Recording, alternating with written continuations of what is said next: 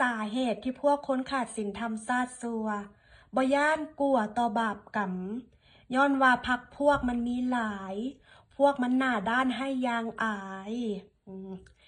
และเวลาคนตายทุกคนจะได้กลายเป็นคนดีกันหมด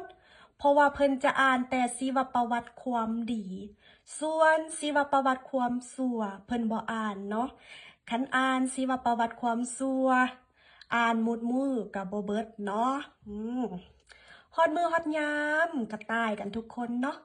บ่มีไผสูงเกินความตายได้เนาะเฮาเป็นนายตัวเองเฮาบ่เป็นขี้ข่าทาสไผและสิ่งของใดๆเฮามีสิทธิ์เลือกถ้าวัดใดสถานที่ใดมีพวกคนขาดศีลธรรมซาดซัวมือถือสากปากถือศีลดูถูกดูหมิ่นคนอื่นก่อนเก่งเฮาก็บ่ไปใกล้ปลอดภัยจากพวกคนซัวบ่ให้เสียหายทั้งชีวิตจิตใจและทรัพย์สินใดๆเนาะ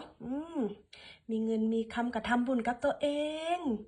อยากกินอย่างก็ซื้อกินอยากได้อย่างก็ซื้อเก็บเงินเก็บบุญเข้าพอร์ตพุ่น